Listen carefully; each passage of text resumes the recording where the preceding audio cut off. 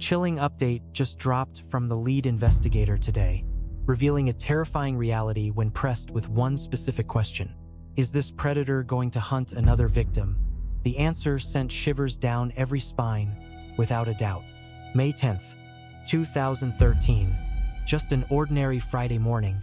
Millions tuned into NBC's The Today Show, casually sipping their morning coffee. The newly minted co-anchor, Savannah Guthrie, beamed into the camera from her New York desk. Right next to her flashed a live satellite broadcast. This wasn't some official press briefing or a reporter stationed halfway across the globe. It was a direct feed straight into her own mother's private sanctuary. There stood 71-year-old Nancy Guthrie, perfectly framed inside her Tucson, Arizona residence, completely unaware that her nightly resting place was being exposed. The camera captured her most intimate space, showcasing her valuables and the exact vantage point out her window overlooking the sprawling Catalina foothills. Even the precise angle of the morning sun pouring through the glass was broadcast live for anyone taking notes.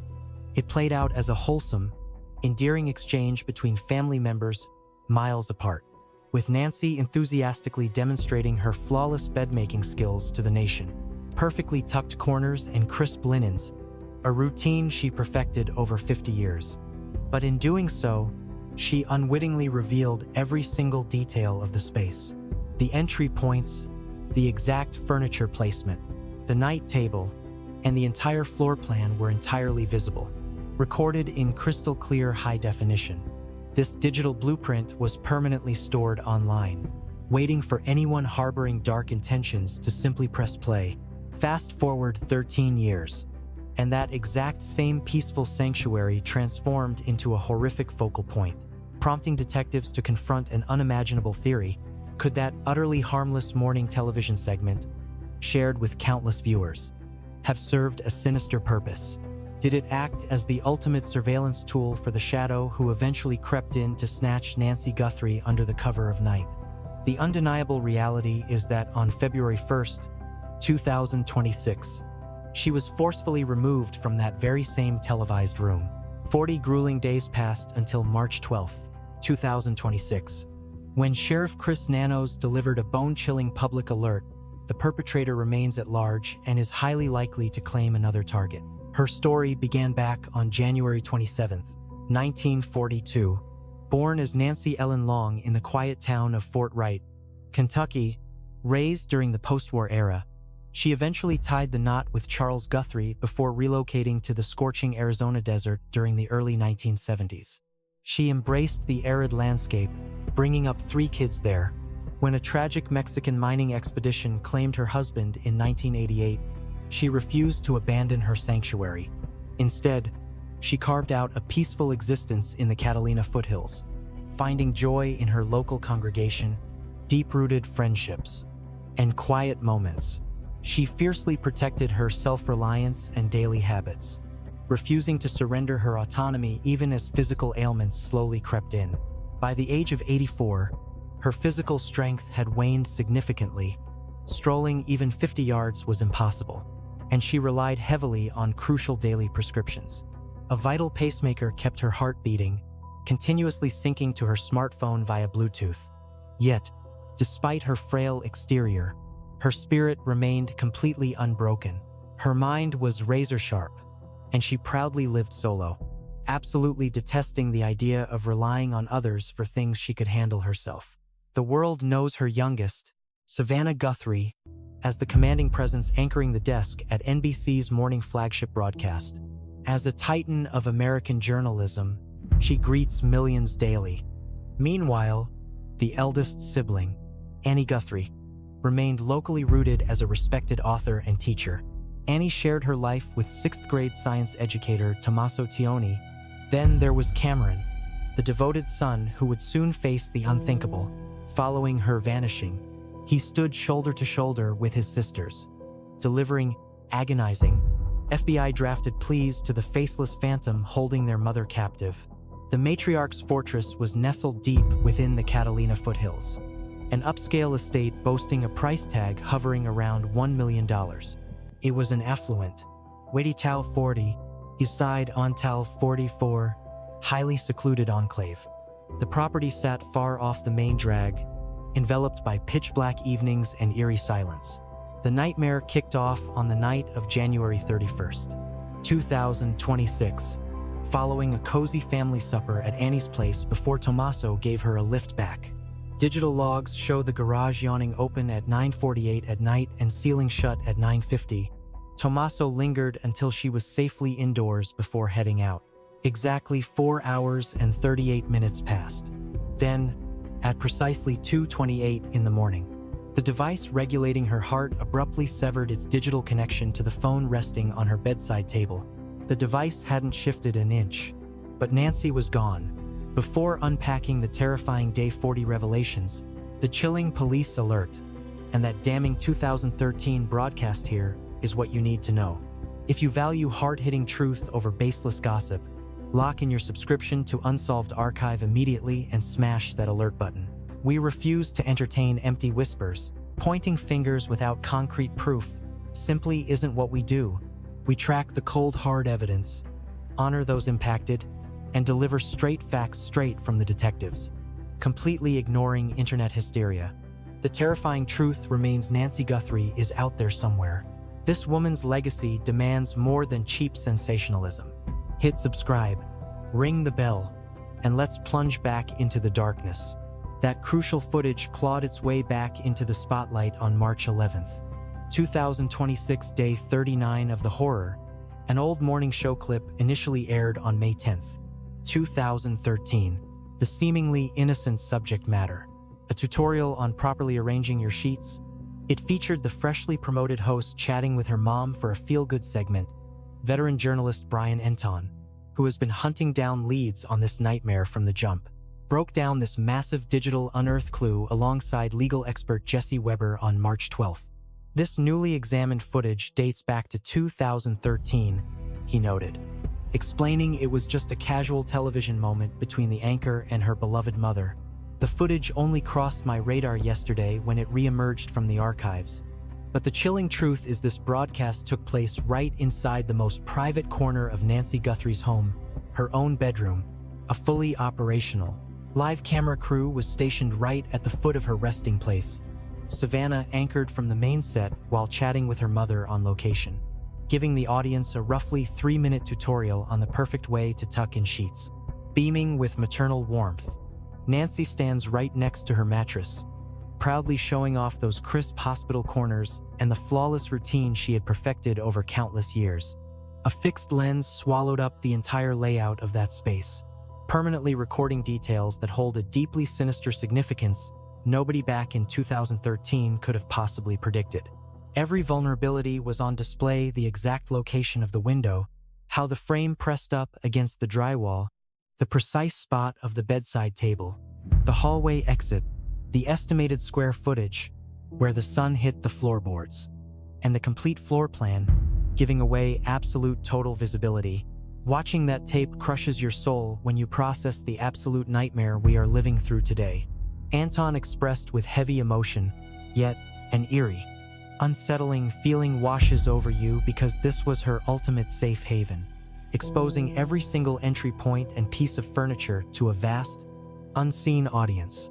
Which brings us to a terrifying theory that detectives are currently piecing together behind closed doors, factoring in the horrifying reality that she was snatched straight out of that very same room. He added, this innocent clip might have handed the perpetrator, or a whole crew of them, a literal golden blueprint, a high-definition treasure map of her sanctuary's exact layout. We are not throwing around baseless rumors for views.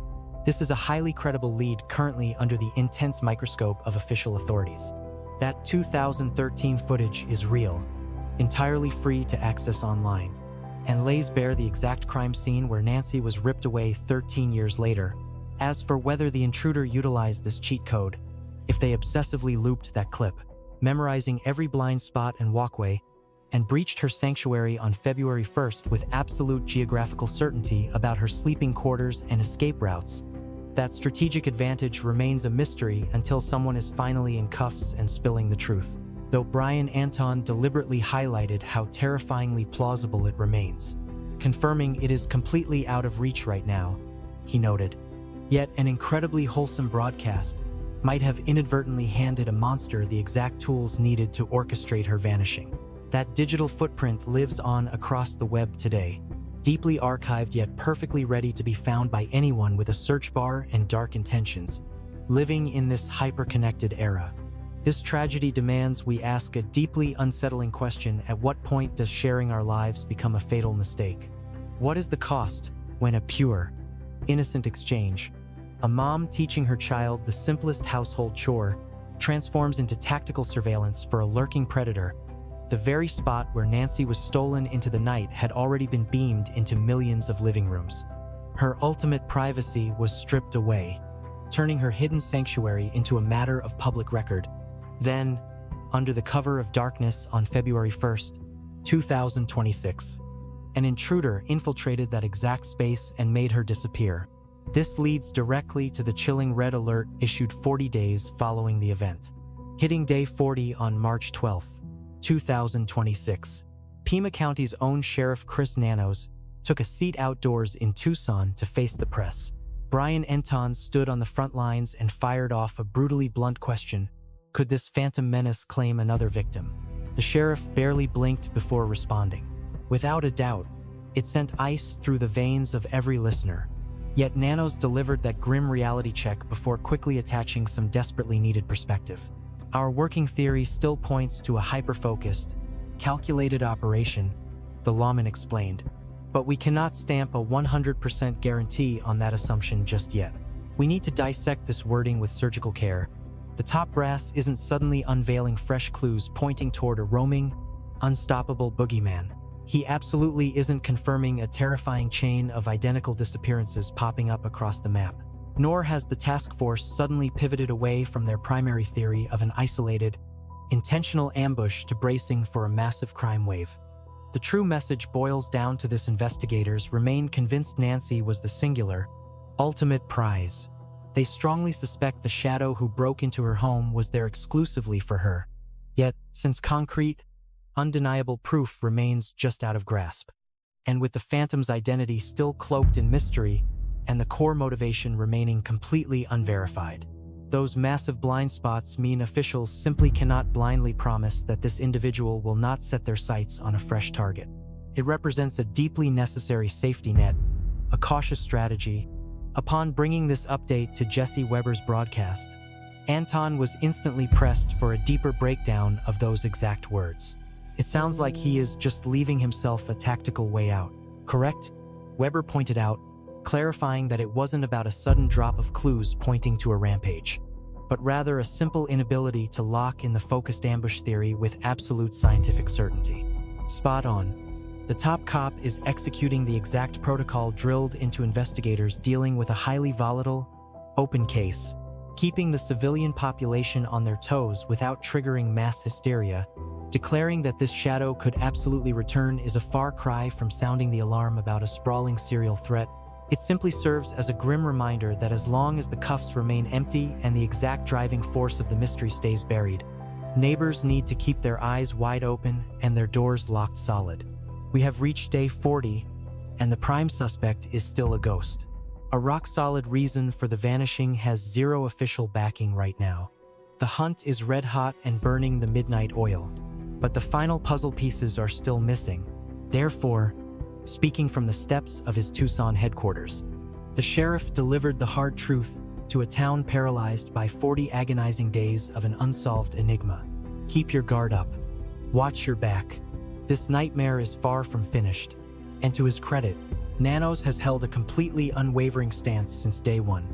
Back on February 16th, he stepped up to officially clear the inner circle, crushing 14 days of vicious internet rumors and toxic tabloid whispers. Let us get one thing absolutely straight about the Guthrie household. Every single relative, from the siblings down to the in-laws, is entirely off the table as persons of interest in this chilling mystery. Sheriff Nanos did not mince his words, firmly stating that these people are the true victims here, acting with total grace. Pointing fingers at them is not just incorrect, it is downright vicious. He laid it all out for the press, reminding everyone that behind the headlines, there are real, grieving humans who desperately need compassion right now. He boldly declared that any officer wearing the badge has a fundamental obligation to be the megaphone for those who have been wronged. He absolutely refused to just sit quietly while the internet dragged innocent people through the mud. This sheriff does not sugarcoat things, and his exoneration of the relatives was crystal clear. So, when he announced that detectives are hunting down an unknown outsider, you better believe he was dead serious. And hear this on day 40, when he warned that the perpetrator might make another move. He was not just trying to scare people, he was dropping a harsh truth as the hunt intensifies, which perfectly pivots to a jaw-dropping revelation shared by Brian Enton on March 12th, a massive clue as to why authorities are moving like ghosts and keeping their cards pressed firmly to their chests.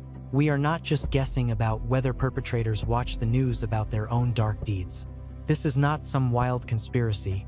It is a cold, hard, documented reality. Take Brian Koberger, the individual accused of the horrific tragedy that claimed the lives of 4 Idaho college students in November 2022, long before the cuffs were ever slapped on his wrists. While the task force was frantically trying to figure out who did it, that very man was sitting at home, glued to the television screen. To be exact, he was obsessively tuning in to Brian Enton's daily broadcasts.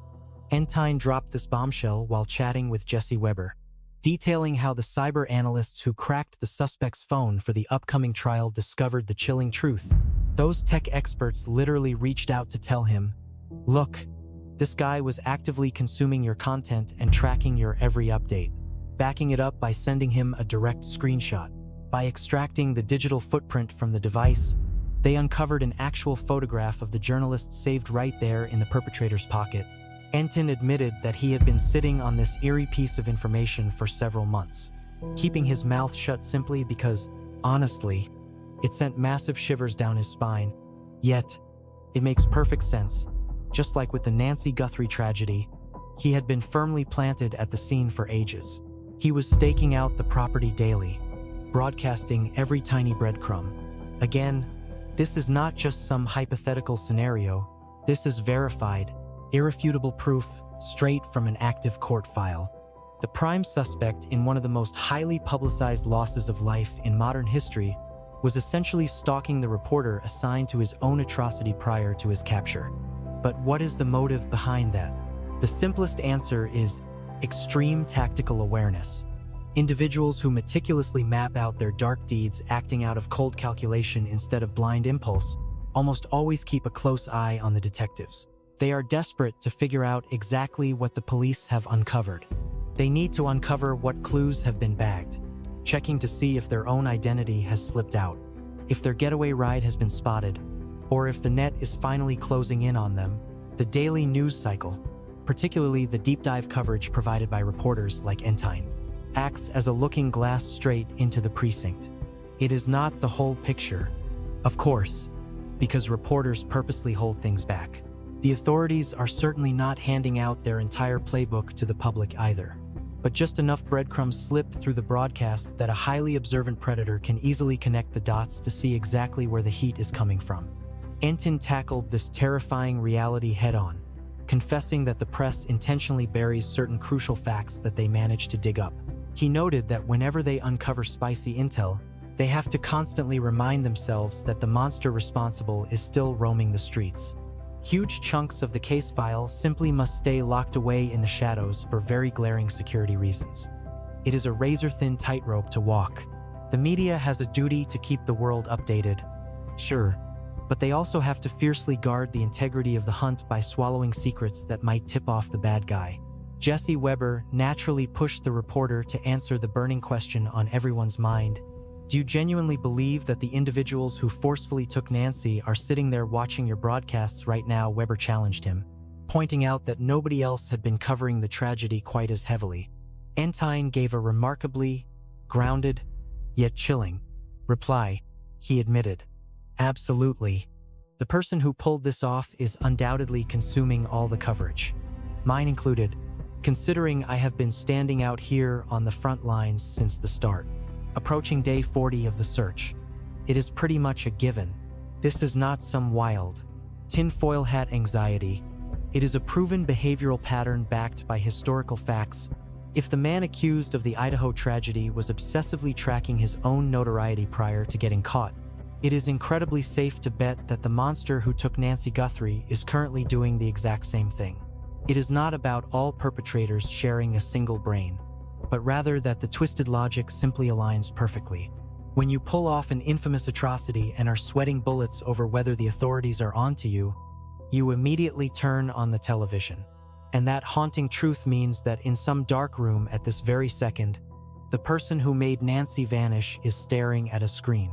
They are studying every police briefing, analyzing the nightly news, and watching Brian Enton report live from the Puma County precinct on day 40 to catch the newest drops, staring unblinkingly to find out if his own identity has finally leaked out to the public, waiting to see if they have got a composite sketch, if that specific retail store backpack has been tracked down, or if the ink on his arm has finally given him away. A phantom is currently roaming free, tracking every move we make, which transforms the exact sequence of that night's horrifying events into an absolute puzzle we must solve. Saturday, January 31st, 2026. The clock struck 5:32 in the evening when Nancy Guthrie booked a rideshare. She pulled up to Annie's place right around 5:30 that evening for a cozy family dinner. That specific driver was intensely grilled by authorities, entirely cleared, and even handed over his dashcam clips. At that moment, Nancy was perfectly safe. Tommaso Cian gave Nancy a lift back to her place deep into the night. It was a brief 10-minute cruise down dead-silent desert roads. Her garage bay rolled open at exactly 9:48 that night. It shut tight at 9:50. Tommaso stayed put until he saw her safely indoors, then hit the gas. From that second on, Nancy Guthrie was utterly isolated.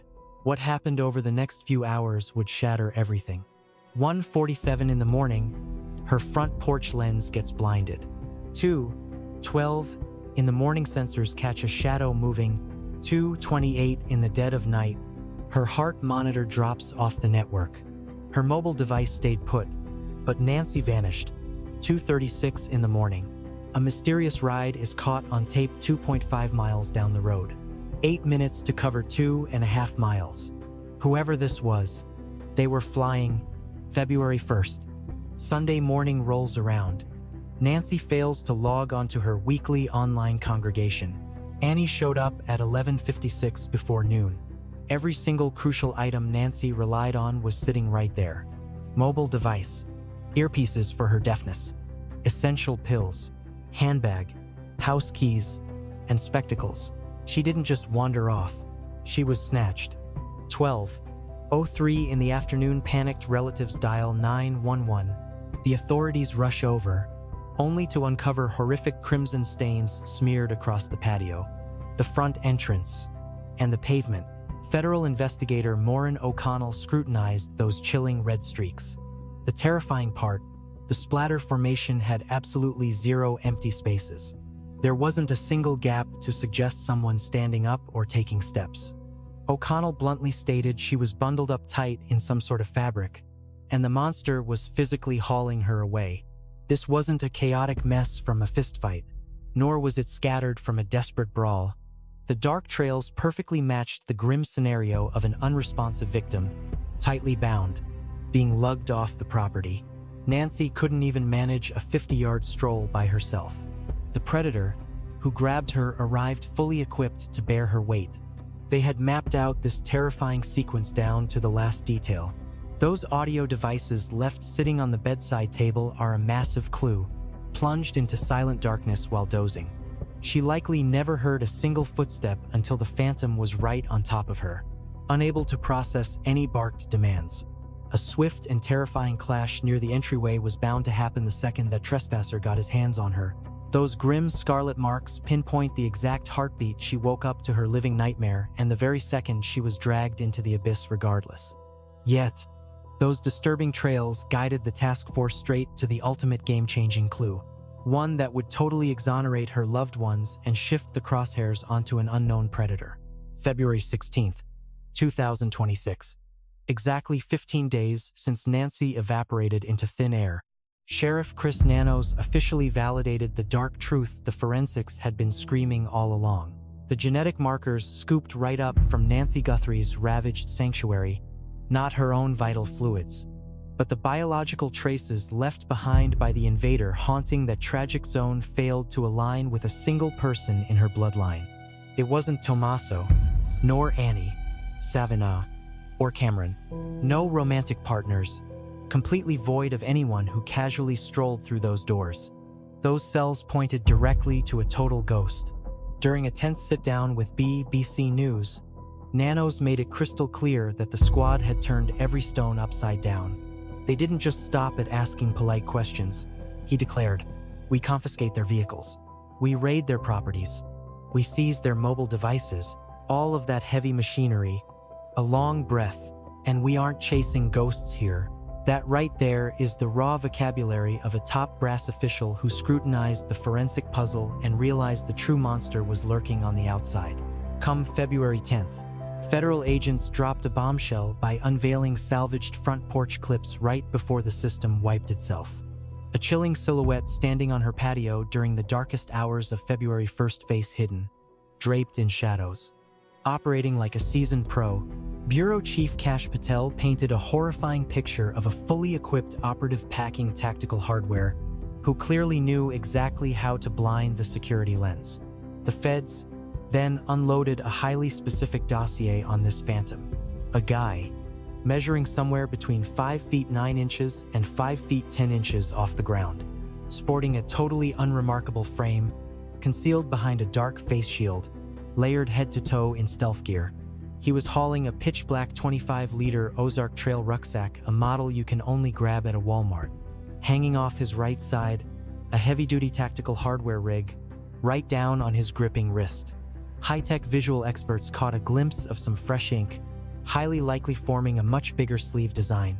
This very entity, this precise, catalogued, and recorded shadow is the exact monster the authorities swear dragged Nancy Guthrie out of her sanctuary. He absolutely does not share her DNA. He isn't some friendly neighbor she'd recognize. He is a stone-cold outsider bringing a sinister blueprint, a dark rucksack, a dangerous piece of hardware, and a terrifyingly intimate layout of her real estate enough to effortlessly snipe her surveillance feed in the pitch black without even slowing down, hitting the grim milestone of day 40. This phantom still remains nameless.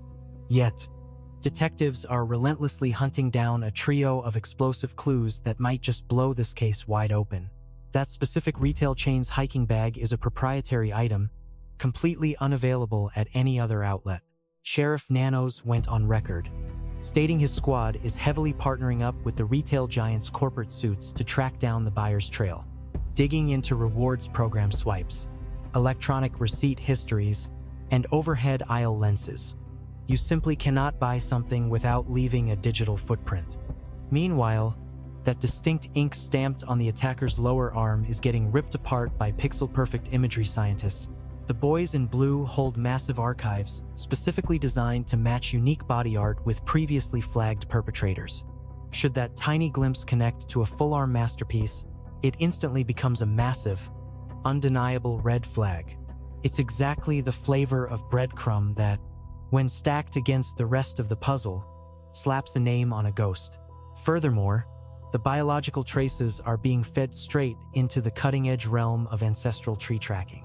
The identical hyper-advanced tactic that finally dragged the notorious Golden State Monster into the light after letting him rot in hiding for over 3 decades. This futuristic tracking operates by blasting a suspect's genetic blueprint into massive heritage servers to hunt down distant blood relatives. The genius part, the phantom never even had to voluntarily spit in a tube or hand over their own swab.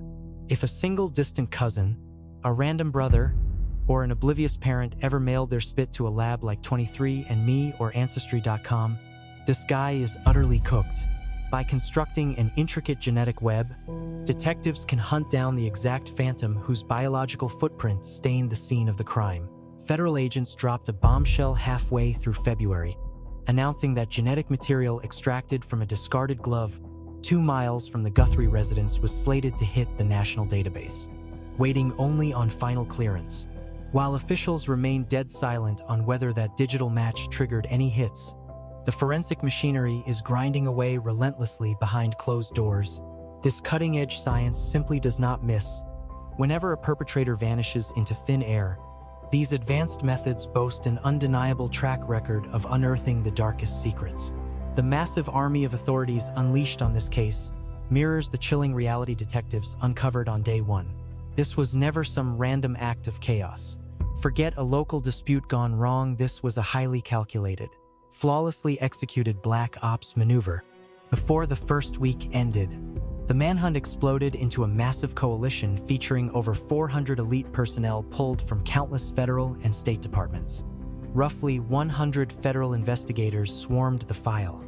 While hotlines practically melted down under the weight of 40,000 to 50,000 frantic tips, algorithms ripped through 10,000 excruciating hours of security tape to spot any microscopic clue hidden in the shadows.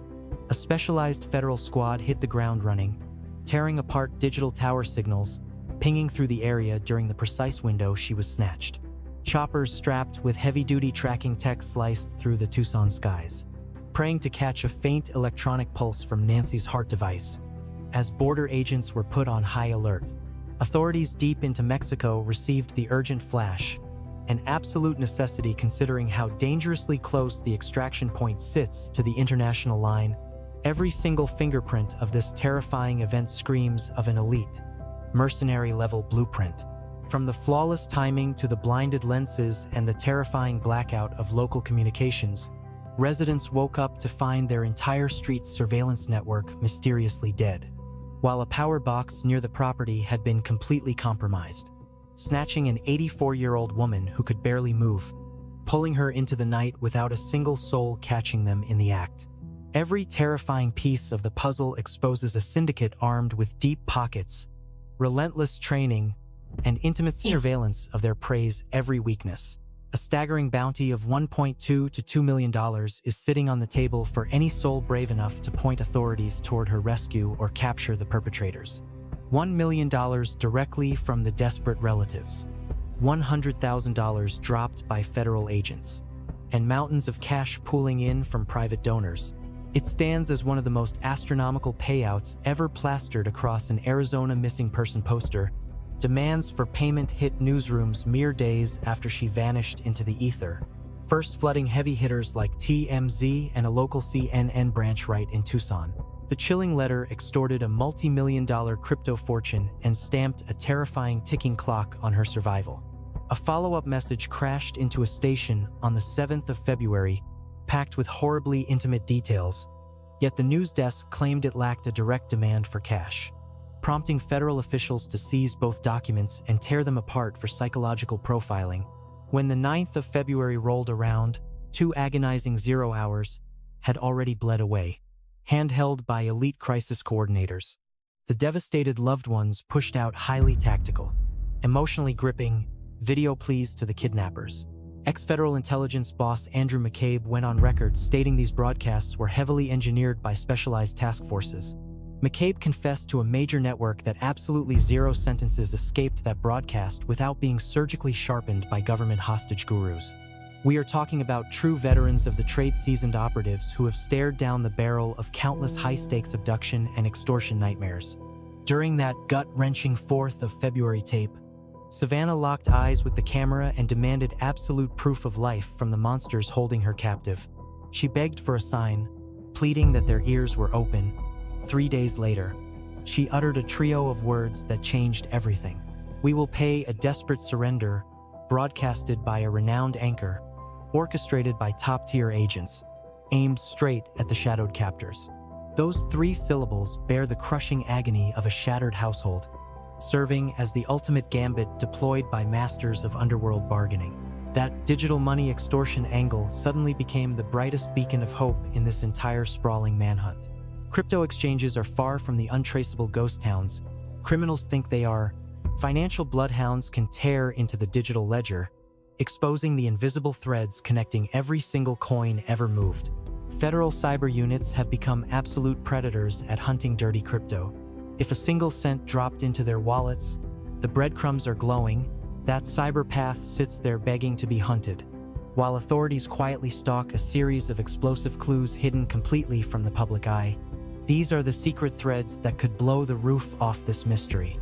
As a reporter, standing outside the local precinct on day 40 finally voiced the maddening secrecy driving everyone insane. SWAT teams had violently kicked down doors at 2 pivotal locations during the frantic initial phase of the hunt. One hit took down a compound in Rio Rico right near the southern boundary, while another strike slammed into a property barely 2 miles from where the victim was snatched.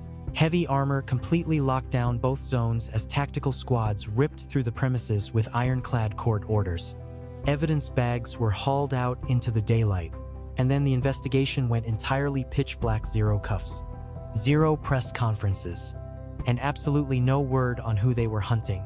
The press has been fighting tooth and nail to unearth those highly classified raid documents, but the courts have slammed them shut under a vault of silence.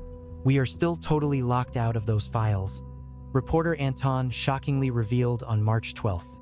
A chilling reminder that the truth remains buried. Every single document is locked down tight under court order.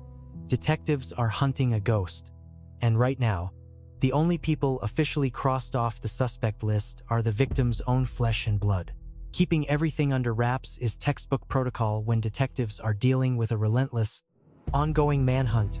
Authorities bury these warrants for one simple reason: to keep the predator from realizing the walls are closing in, and to protect every fragile thread of evidence they have gathered. They need an airtight case for the courtroom, but this absolute secrecy leaves the entire community completely blind to what is actually happening. What exactly drew the tactical teams to those specific properties in the first place? The tragic disappearance of Nancy Guthrie reminds us of a powerful truth about the modern world. The line between public life and private safety has never been thinner. In an age where moments are shared instantly with millions, even the most innocent memories, a simple family conversation, a glimpse of a home, a routine moment can unexpectedly reveal more than we realize.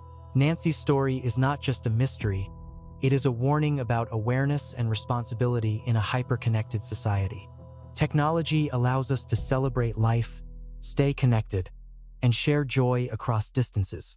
But it also means that the details of our lives, our homes, routines, and personal spaces can quietly become visible to strangers with unknown intentions. Yet, beyond fear, this story carries a deeper lesson about compassion and community. When tragedy strikes, the strength of a society is measured by how people respond. Investigators, journalists, neighbors, and millions of concerned citizens all become part of the search for truth. Justice is rarely achieved by one person alone. It grows from collective vigilance and shared responsibility. Most importantly, Nancy's story reminds us to protect the vulnerable and cherish those we love while we can. Awareness, kindness, and unity are powerful defenses against darkness. When communities stay alert, support one another, and refuse to ignore warning signs, they create a safer world where hope can still rise even in the face of fear.